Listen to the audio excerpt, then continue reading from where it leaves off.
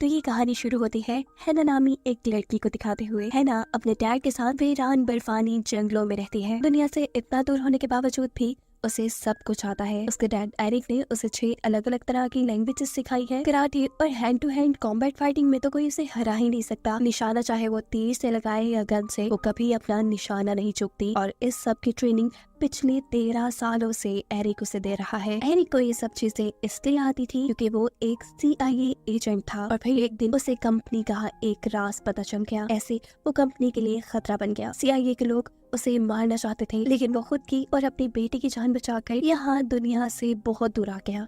रात में जब बहरे हैना को म्यूजिक के बारे में पढ़ा रहा था, तो तब हैना उसे कहती है कि मैं उसे खुद अपने कानों से सुनना चाहती हूँ, मैं बाहर दुनिया में जाना चाहती हूँ। जिसके जवाब में एरिक कहता है, तुम जानती हो ना कि बाहर की दुनिया तुम्हारे लिए सेफ नहीं। हैना कहती है, नहीं डैड, मुझे नहीं लगता। मुझे लगता है कि मैं दुनिया में जाने के लिए तैयार हूँ। मैं अब हर मुश्किल का सामना करने के लिए तैयार हूँ। उसकी ये बात कहते ही एरिक एक गड्ढा खोलकर एक डिवाइस उसके सामने लेके आता है। वो इस डिवाइस को हैना के सामने रखता है और कहता है, इस स्विच को दबाते ही CIA को हमारी लोकेशन का पता चल जाएगा, लेकिन इस स्विच को सोच समझ कर दबाना। इसको दबाने के बाद तुम्हारे पास पीछे आने के सभी रास्ते बंद हो जाएंगे और उस टाइम पर तुम्हें हर हाल में CIA की एजेंट मरीसा को मारना होगा, जो तुम्हें और मुझे मारना चाहती है। एरिक की सारी बातें करते हुए ही हैना बगैर डरे उस स्विच को दबा देती है। CIA को फौरन उनकी लोकेशन का पता चल जाता है और अब CIA की एजेंट मरीसा एक मीटिंग बुलाती है। वो मीटिंग में सबको बताते हैं कि एरिक का पता चल चुका है।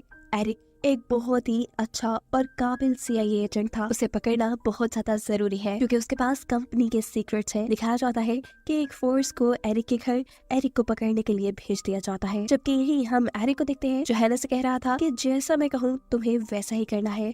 अब हम मर्लिन में मिलेंगे और तुम भी मरने ना होगी। ये कहते ही वो तो यहाँ से जा चुका था, लेकिन अब चारों तरफ से हैना के घर को पुलिस ने घेर लिया था। जैसे ही 2 पुलिस वाले अंदर आते हैं, हैना एक ही मिनट में दोनों को वहाँ पर मार गिराती है। लेकिन फिर बाकी फोर्स हैना को पकड़कर CIA के हेडक्वार्टर्स ले आती है। यहाँ पर सबसे पहले एक ऑफिसर उसे इंटेरोगेट करने के लिए आता है, जिससे वो बात नहीं करती और कहती है कि मैं सिर्फ मरीसा से बात करूंगी। ये सुनते ही अब एक और लड़की इस रूम के अंदर आई थी। तकरीबन वो मरीसा जैसे ही दिख रही थी, जो हैना से कहती है, बोलो मैं ही मरीसा हूँ। अब हैना इस एजेंट से काफी सारे सवाल करती है, ये कंफर्म करने के लिए कि वो एजेंट मरीसा है भी या नहीं। ये एजेंट हैना के सभी सवालों के सही जवाब दे रही थी, क्योंकि उसके माइक्रोफोन के जरिए मरीसा उसे सारे सवालों के जवाब दे रही थी। जैसे ही हैना को ये बात कंफर्म हो जाती है कि वो मरीसा ही है, तो वो उससे गले लग के रोने लग जाती है। ऐसे में बाहर जो एजेंट्स थे हैना पर नजर रखे हुए, उन्हें खतरा महसूस होता है और वो लोग हैना को बेहोश करने के लिए एक इंजेक्शन लेकर अंदर पड़ते हैं। जैसे ही वो अंदर आते हैं, हैना बड़ी ही आसानी से उन दोनों एजेंट से लड़ते हुए उन्हें गिरा देती है। उसे गन लेते ही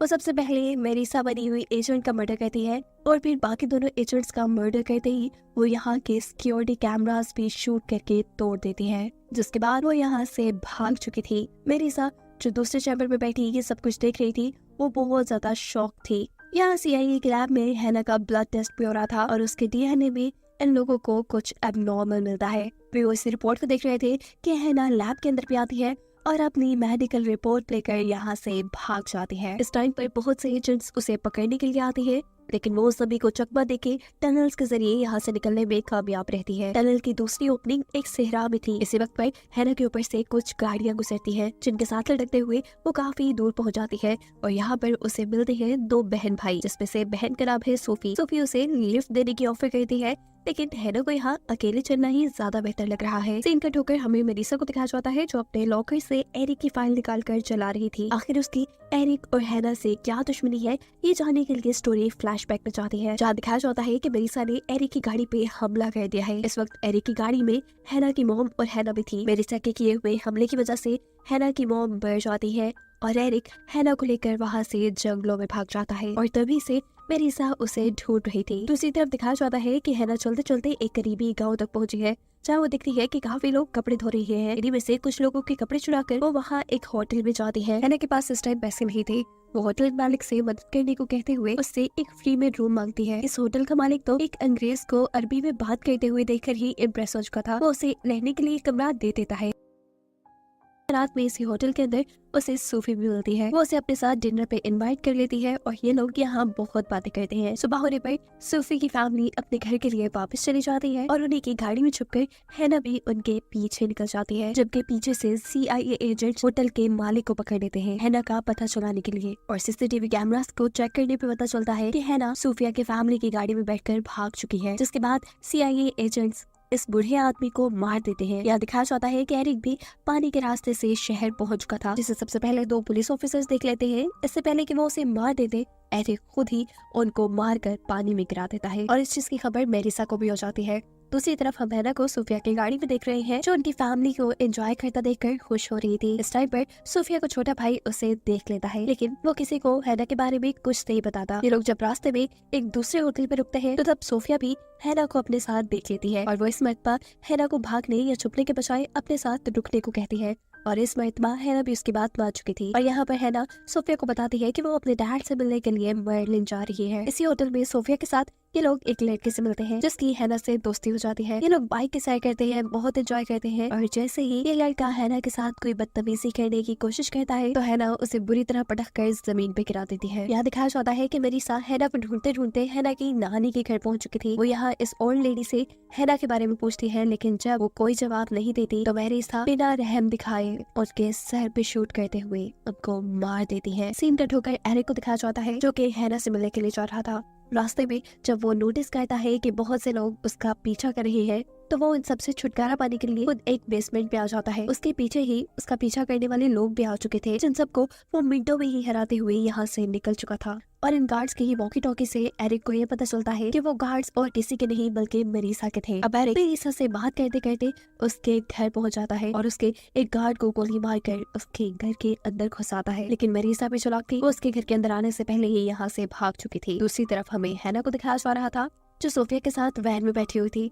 यहाँ सोफिया की मॉम को पता चलता है कि कोई उनका पीछा कर रहा है। ये बात हैना को भी पता चल जाती है। हैना जानती थी कि ये सब लोग उसी के पीछे पड़े हुए हैं। वो यहाँ एक फैसला करते हैं इस फैमिली को बचाने का। वो सोफिया से कहती है, जो भी हो जाए मेरे पीछे मत आना, और ये कहकर वो गाड़ी से निकलकर वहाँ से भाग जाती है। जहाँ पर मेरिसा के भेजे हुए लोग उसका पीछा करते हैं, लेकिन वो स्टोरेज में बड़े कंटेनर्स के अंदर अपने आप को गायब करके उनसे बच जाती है। और जैसे ही उनमें से एक आदमी ये नजर हैना के ऊपर पड़ती है तो हैना बिना वक्त जाया किए उन्हें पीटना शुरू कर देती है। उसके अंदर दो आदमियों से एक साथ लड़ने की ताकत थी, वो बहुत ही महारत से लड़ रही थी और पीछे आकर ये सब सोफिया देख लेती है। सोफिया अब हैना से डर चुकी थी, वो अब भागकर अपनी गाड़ी में वापस चली गई थी। मेरिसा के काफी बंदों को ठिकाने लगाने के बाद मेरिसा का एक और एजेंट पूरी तरह हैना के पीछे पड़ जाता है। उससे बचने के लिए हैना भागती है, लेकिन अब आगे रास्ता भी बंद हो चुका था। सामने समुद्र था जिसके अंदर कूदकर हैना अपने आप को इन आदमियों से बचा लेती है। और अब हैना की इंफॉर्मेशन लेने के लिए ये सारे एजेंट्स सूफिया की फैमिली को बंदी बना लेते हैं। इनको इंटेरोगेट करने के लिए यहाँ पे मेरिसा आती है और छोटे बच्चे से हैना के बारे में पूछती है, जो उसे बता देता है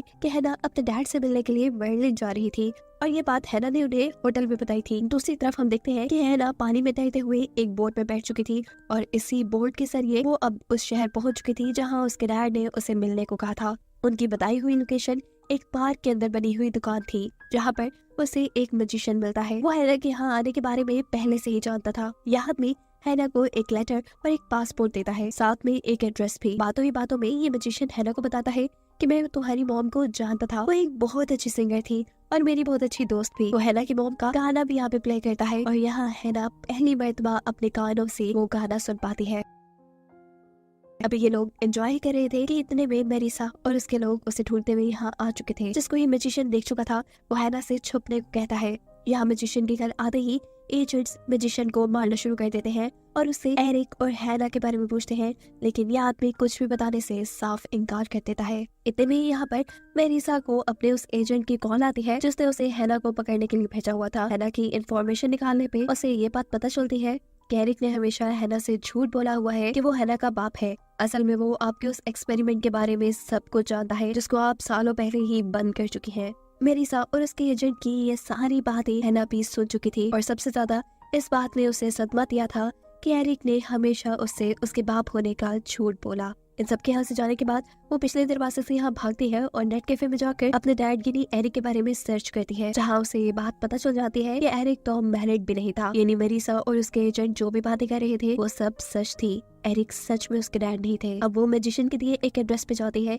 ये उसकी ग्रैंड माँ का ड्रेस था, जहाँ जाने पे वो अपनी ग्रैंड माँ की पिक्चर के ऊपर लगी हुई गोली का निशान देखती है, जो तब आया था जब मेरिसा ने उसकी ग्रैंड मॉम को मारा था। वो जान चुकी थी कि अब उसकी ग्रैंड मॉम मर चुकी है। अभी वो इसी सदमे में थी कि यहाँ पर एरिक आ जाता है। वो एरिक से मिलकर खुश होने के बजाय उससे सवाल करती है कि क्या तुम मेरे डैड नहीं हो। जो सुनकर एरिक थोड़ा कंफ्यूज हो जाता है। वो उससे कहता है मैंने तुम्हें इतना बड़ा किया, मैंने तुम्हें पाला, लेकिन हैना कहती है नहीं, सच बताओ तुम मेरे डैड हो कि नहीं। और यहाँ आखिर एरिक को सच बताना ही पड़ता है कि वो सच में हैना के डैड नहीं थे। वो उसे अब अपनी कहानी सुनाता है कि उसे हैना कैसे मिली थी। वो एक CIA एजेंट था और उसे एक मरतबा किसी खास मिशन के लिए प्रेग्नेंट लेडीज को ढूंढने का काम दिया गया, और तुम्हारी मॉम भी उन लोगों में से ही एक थी। उस प्रोजेक्ट के अंदर बच्चों के पैदा होने से पहले ही उनके DNA के अंदर कोई खास सीरम इंजेक्ट कर दिया जाता था, जिसकी वजह से जब वो बच्चे पैदा हों तो उनके अंदर ना तो डर हो और ना ही वो रहम खा सके। ऐसा करने से CIA अपनी एक बहुत ही मजबूत आर्मी बनाना चाहती थी और उनकी लड़ाई करने की ताकत किसी आम इंसान से कहीं ज्यादा हो। एरिक बताता है कि मैंने 20 औरतों को इस प्रोग्राम में शामिल किया, सब कुछ नॉर्मल चल रहा था, लेकिन जब सारे ही बच्चे 2 साल के हुए तो मेरिसा ने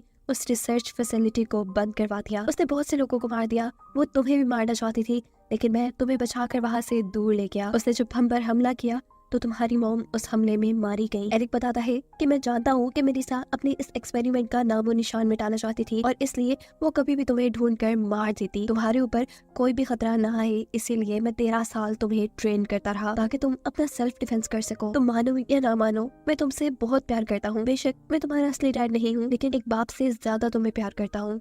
ये सारी बातें सुनकर हैना को और भी ज्यादा गुस्सा आ चुका था। इतनी बड़ी सच्चाई वो आज जान रही थी। उसकी पूरी जिंदगी धोखा थी। वो यहाँ से जाने लगती है। एरिक जब उसे रोकने की कोशिश करता है तो वो एरिक की ही सिखाई हुई लड़ाई उसी के साथ लड़कर उसी को हरा कर यहाँ से भाग जाती है। देखते ही देखते यहाँ पर मेरिसा भी आ जाती है। उनकी गाड़ियाँ देखकर एरिक मेरिसा को यहाँ से भागने को कहता है और खुद मेरिसा के लोगों का ध्यान भटकाने की कोशिश करता है। यहाँ पर मेरिसा के एजेंट एरिक को दोनों तरफ से घेर लेते हैं। एरिक यहाँ दोनों से अच्छा लड़ता है और दोनों को ही हरा देता है। इससे पहले कि वो उन दोनों को मार देता, पीछे से मेरिसा गोली चलाकर उसे ही मार देती है। दिखाया जाता है कि हैना अब उसी मैजिशियन के घर गई थी जहाँ उसे एरिक ने पहली मर्तबा आने को बोला था, लेकिन यहाँ ये मैजिशियन भी मर चुका था। पीछे पीछे मेरिसा भी उसे ढूंढते हुए पहुंच चुकी थी। हैना के पास इस वक्त मेरिसा से लड़ने के लिए कोई हथियार नहीं था। वो अब मैजिशियन की बॉडी से वो हथियार निकालती है जिसके जरिए उसे मारा गया था। वो यहाँ से भागने की जब कोशिश कर रही थी तो सामने से बंदूक लिए मेरिसा आ चुकी थी, जहाँ वो हैना से कहती है कि मैं तुम्हारी मदद करना चाहती हूँ। हैना जवाब में कहती है नहीं, मुझे किसी की मदद नहीं चाहिए, सब खत्म हो चुका है, मैं अब किसी को कुछ नहीं करना चाहती, तुम भी मेरे रास्ते से हट जाओ। इससे पहले कि ये दोनों ही यहाँ से चले जाते, ये दोनों एक दूसरे के ऊपर हमला करती है, जहाँ मेरिसा तीर लगने से जख्मी हो जाती है और हैना के पेट में गोली लगती है। लेकिन जैसा हमें पहले पता है कि उसके DNA में कोई एक्स्ट्रा पावर थी, वो इस गोली लगने के बावजूद भी उठ चुकी थी। वो इस वक्त मेरिसा का पीछा करती है, जहाँ जख्मी मेरिसा अपने आप को हैना से बचाने वाली थी। यहाँ से भागने की कोशिशों में गलती से मेरीना का पाँव स्लिप होता है और वो वापस नीचे गिर जाती है। उसके हाथ में पकड़ी हुई गन भी छूट चुकी थी, जो अब हैना के हाथ लग चुकी थी। हैना उस बंदूक को उठाती है और अब मेरिसा को ही मार डालती है। उसने अपनी जिंदगी के सबसे बड़े खतरे को मार डाला था और अब वो आजाद थी, लेकिन दुख इस बात का था कि जिसे उसने इन खतरों से लड़ने के लिए तैयार किया, हैना अब उसे भी खो चुकी थी। यानी वो अपने डैड एरिक को खो चुकी थी, जिसका उसे दुख भी था। वो अब अकेली रहने वाली थी और इस सब के साथ ये कहानी यहाँ खत्म हो जाती है।